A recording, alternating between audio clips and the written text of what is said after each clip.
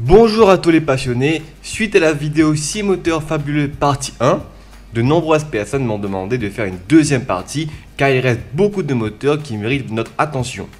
Et vous avez raison, je vous laisse augmenter le volume, vous installer confortablement, c'est parti. Le moteur VA6. Dans l'espace commentaire, on parlait que de lui. Limite, vous auriez été capable de me pendre sur la place publique pour ne pas avoir mentionné le VA6. Le VA6 est un moteur 6 cylindres en V avec un angle très fermé de 15 degrés. Il peut donc s'apparenter à un 6 cylindres en ligne. D'ailleurs, la lettre R dans VA6 veut dire Ryan Motor, qui signifie en français en ligne. C'est donc un moteur hybride entre un moteur en V et un moteur en ligne. L'intérêt du VA6 réside dans sa compacité. Il est capable de délivrer une meilleure allonge qu'un V6 et un couple identique au V6, tout en réduisant l'encombrement d'un V6.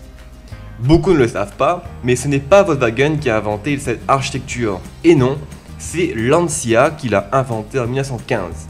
Volkswagen a juste repris l'idée et développé les modèles qu'on connaît tous aujourd'hui.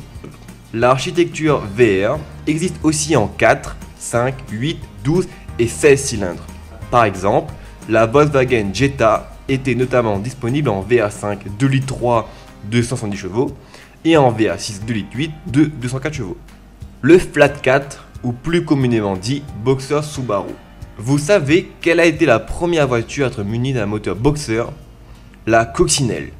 Ce moteur ayant été inventé par Ferdinand Porsche lui-même, qui a ensuite créé sa marque et qui équipe toujours ses voitures de Flat 6, voir la partie 1 de la vidéo pour en savoir plus. Le Flat 4, quant à lui, qui équipe les Subaru, est un sous-genre de moteur à plat. Sa particularité réside dans la symétrie des mouvements des pistons. En gros, quand un piston va dans une direction, son opposé direct va lui dans la direction opposée. Mais attention, beaucoup font encore la confusion. Le terme boxer ne veut pas dire Flat 4 Subaru.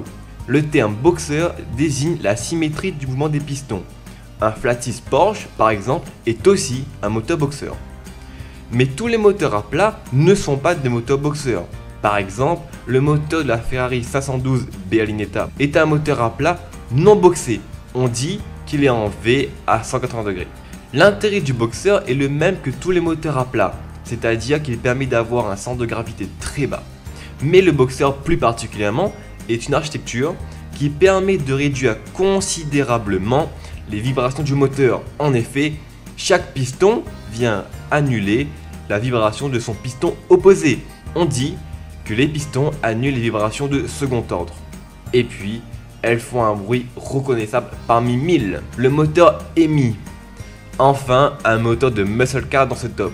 La Challenger 270, la Plymouth Superbird, la Charger 266. Plus récemment, la Jeep Grand Cherokee RSAT8 ou la Challenger L4. Qu'ont-ils tous en commun? Mis à part qu'elles sont trop badass, elles sont équipées d'un moteur EMI. Mais c'est quoi ça, EMI? EMI pour hémisphérique. Le moteur EMI se distingue des autres blocs par la forme hémisphérique de la chambre de combustion. Les soupapes sont disposées en V, ce qui permet d'avoir une plus grande surface disponible pour les soupapes. Et qui dit plus grosse soupape, dit plus d'air et plus d'échappement, donc une puissance accrue. En revanche, malheureusement, selon le Jeep Track Hope Forum, cette architecture pourrait disparaître en 2019 au profit des blocs 4 et 6 cylindres compressés. En effet, les normes CFAE se durcissent et obligent les constructeurs à des concessions. Le 4AGE 20V. Je me demande bien pourquoi j'en ai pas parlé la première fois, tant ce moteur est complètement ouf. Le 4AGE 20V pour 20 soupapes. 20 soupapes, non mais regarde-moi ça. Oh my god, 20 soupapes. Je me suis fait suivre par une Toyota A82 avant-hier et le bruit de ce moteur est juste magnifique. D'origine, ce 4 cylindres en ligne rute à 11 000 tours minute. 11 000 11 000, c'est autant qu'une GT3 RS. C'est complètement dingue. La version Black Top du 4AGE, Black pour la peinture noire de son couve-culasse, délivre 165 chevaux à 7800 tours minute avec un taux de compression élevé de 11 pour 1. Honnêtement, c'est l'un des plus beaux moteurs Atmo, un bijou comme on n'en fait plus. Les 6 cylindres en ligne BMW.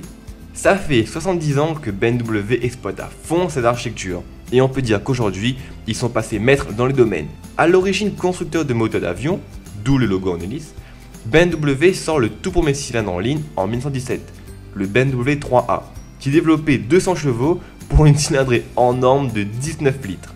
Souhaitant élargir ses activités à l'automobile, et après quelques péripéties, la BMW 303 est la première des BMW. Elle est motorisée par un 6 cylindres en ligne et on retrouve la marque de fabrique de BMW, c'est-à-dire les naseaux de calandre. Mais attention, ce n'est pas BMW qui a inventé le 6 cylindres en ligne, c'est Speaker en 1903. De plus, la disposition des pistons permet aussi beaucoup moins de vibrations. A l'époque, en effet, le moteur en V et le moteur à plat n'existaient pas encore. Ça n'empêche que BMW a su rester fidèle à cette architecture et on les remercie, sans quoi on n'aurait pas pu profiter du son magnifique d'un bon cylindre en ligne. J'espère que cette chronique vous aura plu. Dites encore dans les commentaires s'il y a des idées de moteurs qui vous passent par la tête. N'hésitez pas à me suivre sur Snap pour être au courant de tout ce qui se passe. N'hésitez pas à liker la page Facebook, à lâcher un pouce bleu et à aller voir le site internet. Moi je vous dis à dimanche prochain et n'oubliez pas, plein gaz!